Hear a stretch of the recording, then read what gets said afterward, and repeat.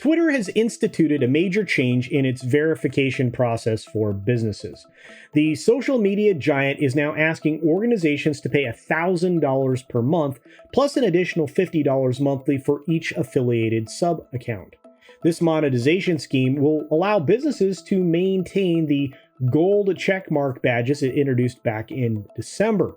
Now, those gold checkmark status denotes membership in the Twitter Blue for Business services, and it allows companies and their affiliates to verify and distinguish themselves on the platform. Now, before we get deeply into the specifics here, I'll just ask you a quick favor. Please be sure to hit that like button down below and make sure if you're not subscribed that you do subscribe as well. Because hey, it's free, and if you wouldn't mind turning on that bell for notifications, well, it ensures you won't miss a live stream, a video, or a short video. Now, let's get back to it. Twitter Blue for Business customers will be able to link affiliated individuals, businesses, and brands, and even IPs such as movie characters under a primary account. Now, affiliates will get a small badge of the parent company's profile picture next to their own blue or gold checkmark. And in this same period of time, Twitter's also introducing the idea of square profile pictures for companies and brands that wish to utilize those. You also have gray check marks that have been added for governmental accounts as well. Now, Elon Musk has already confirmed recently that within the next few months, Twitter will discontinue all of the legacy verified check marks. And to be honest with you, that sounds pretty good to me. It really will level the playing field, so to speak. This means that only paying individuals or businesses will actually be verified in the future. This combats a problem that was identified immediately by Elon Musk himself, saying the way in which verified check marks were given out was corrupt and nonsensical. I agree with that. Changes in this verification process is part of Musk's efforts to ramp up subscription revenue, of course, after closing the $44 billion takeover deal, which saddled him with like $12.5 billion worth of debt. The takeover led to numerous advertisers pausing their spending on the platform for fear that they couldn't control the narrative anymore. Unfortunately, for free speech, an effort to win back that revenue has yielded partnerships with two brand safety analytics vendors. And since not a whole lot has changed, I'm not sure why those advertising accounts have been paused. To add a little bit of positive to this entire story, we'll say this. Twitter announced that it would start sharing revenue with creators for ads that appear in their reply threads that, well, just began on February 3rd. So that revenue will only be split with creators who subscribe to Twitter Blue. So if you plan to create real content for Twitter, you might want to sign up for Twitter Blue anyway.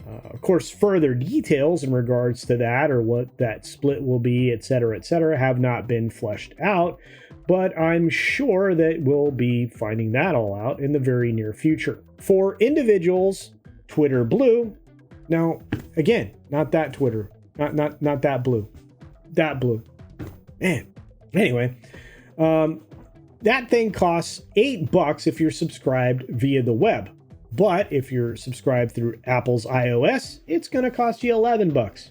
Why?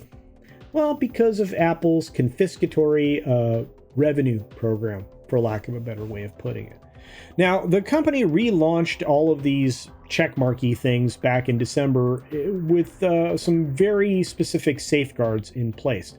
And it was needed because, well, they need to prevent impersonators from flooding the platform and spreading a lot of confusion, which unfortunately happened very, very early on with the first revision to this program.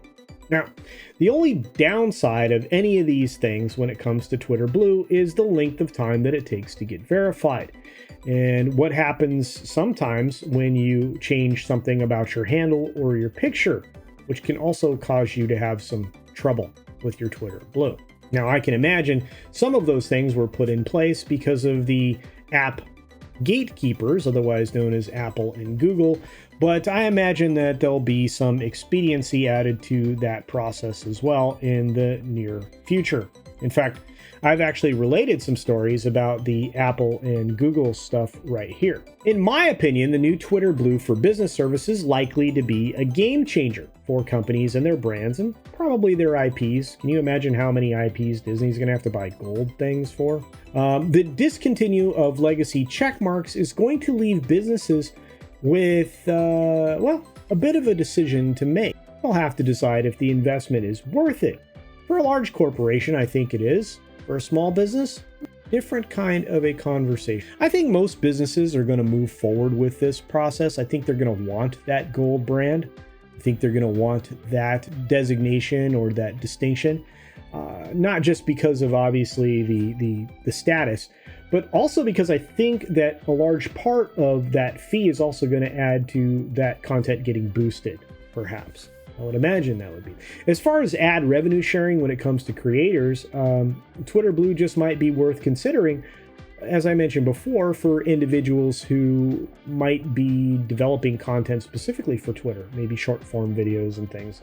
I know I'll probably use it a little bit extra, and I'll probably start to put some content directly on Twitter myself. I'm just going to leave this story here for now and remind you that I appreciate you, and I want you to take care of yourself, take care of others, wash your hands, of course, because it's good hygiene. And until next time, bye.